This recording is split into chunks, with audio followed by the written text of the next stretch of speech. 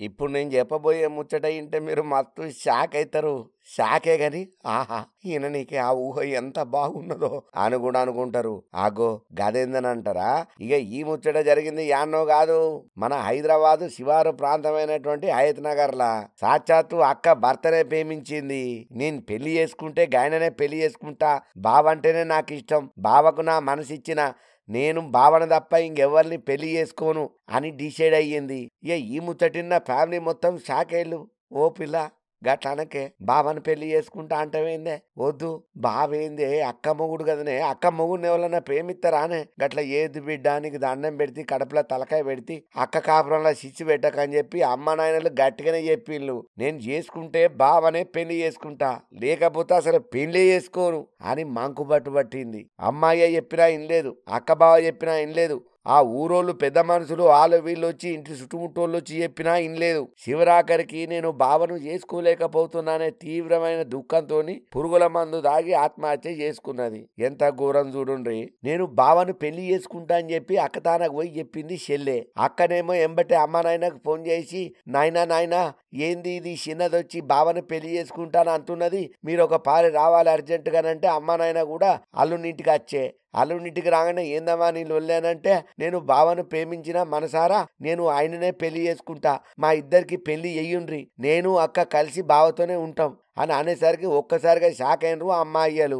అదే ఇదెక్కడి బిడ్డ, గిట్లా చేయొద్దు బిడ్డ, తప్పు, అక్క కాపురంలో నిప్పులు పోతావా, వద్దు నాడు, నువ్వు ఇంటికి నాడు, అవసరమైతే మనం ఈ ఊరు రోజులే ఏడికన్నా వెళ్ళిపోదాం గాని నువ్వు ఇటువంటి పని చేయకు బిడ్డ, నీకు దండం పెడితే అని ఎంత చెప్పినా కూడా ఆ పిల్లకి అర్థం కాలేదు. నాకు బావనే కావాలంట మొండిపట్టు పట్టింది. దానికి అమ్మ నాయనలు అస్సలే ఒప్పుకోలేదు. ఈ పెద్దోళ్ళు మమ్మల్ని కలిసి బతకనేరని ఒక నిర్ణయానికి వచ్చి పురుగుల మందు దాగి ఆత్మహత్య చేసుకున్నది.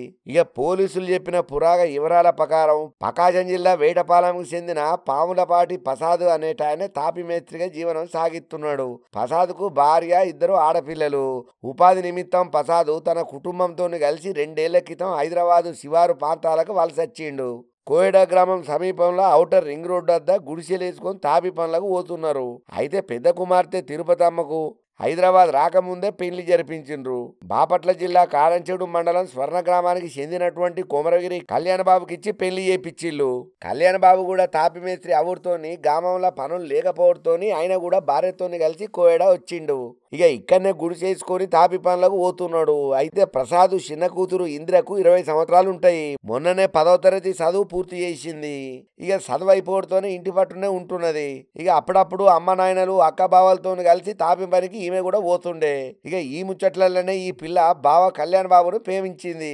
అతనితోనే కలిసి బతకాలని చెప్పి డిసైడ్ అయ్యింది. 3 రోజుల కిందట అక్క బావ ఇంటికి పోయి నేను ఇక్కడనే ఉంటానని, నేను బావను పెళ్లి చేసుకుంటానని, నాకు బావే లోకమని చెప్పుడుతోటి అక్క నోరెలబెట్టింది. ఇక ఈ ముచ్చట కాస్త అమ్మ నాయనలకు ఎరక ఊరితోటి దబ్బ పెద్ద బిడ్డ ఇంటి గురికొచ్చి, ఏది బిడ్డ నువ్వు అంటున్నది, వద్దు నాన్న, అక్క కాపురంలో నిప్పులు పోసి దాని జీవితాన్ని నాశనం చేయకు, అక్క బావ మనకు తల్లిదండ్రి లాంటోళ్ళు, నువ్వు ఆ ఆలోచన మానుకొని ఎంత చెప్పినా కూడా వినలేదు, బెదిరించినా కూడా వినలేదు, చివరికి పరువు పోతుంది కాబట్టి నీకు దండం పెడితే బిడ్డ, మనం ఈ ఊరు రోజులు మనం ఏదైనా మన సొంతూరుకు పోదాం గాని నువ్వు ఈ పని మాత్రం చేయకు, నీ మతలకించి బావను ఇడిసే బిడ్డ, నీకు దండం పెడితే అని ఎంత చెప్పినా కూడా ఆ పిల్ల వినలేదు. ఇక చుట్టూ చేరి అందరూ వద్దు వద్దు వద్దు అని వాదించుతోని తీవ్ర మనస్తాపానికి గురైనటువంటి ఇందిర, ఇక నేను బతకను, బావనే నాకు లేనప్పుడు నా బతికేందుకు, బావతోనే నా జీవితం అని నేను అనుకున్నా, కానీ అట్లా కానప్పుడు నేను చచ్చిపోతా, నాకెందుకు ఈ బతకని చెప్పి ఇక నేను చచ్చిపోతా అని చెప్పి డిసైడ్ అయింది. ఇక ఇంటికి కొంచెం దూరంలోకి పోయి పురుగుల మందు దాగి చచ్చిపోయింది.